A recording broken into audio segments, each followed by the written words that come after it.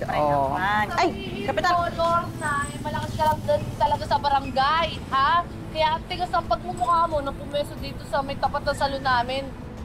Eh, may basbas naman pala ni Kapitana eh. O, ano naman ngayon? Kung gusto mo, tumakbo ka rin, Kapitan. Ha? Para ikaw nagdedesisyon sa daan. Eh, hindi naman ho ibig sabihin na kayo, kapitana, kayo na may-ari ng daan. Oo.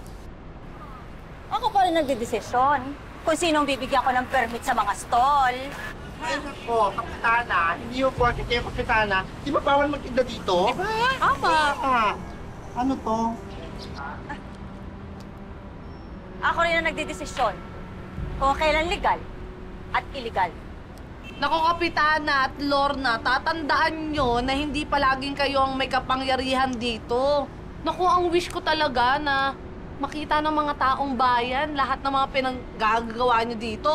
Ay, nako, Pretty. Ang dami mong sinasabi. Ang magandang gawin yung tatlo, bumalik kayo sa salon nyo at problemahin mo sarili mong negosyo. Alam niyo problema Ayan, namin? Ayan, nalalagasan na kayo ng customer. Doon!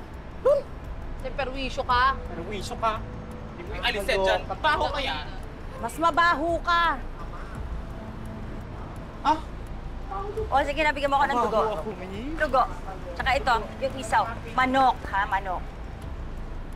Naku, Wala akong may bayaran, araw ha? ka. Oo, Araw naku. ka sa Babawas akin. ka talaga sa Ay! kulinan. Kahit wag mo na ibawas, libre Ano na ba yan. to? Oo, hindi sure.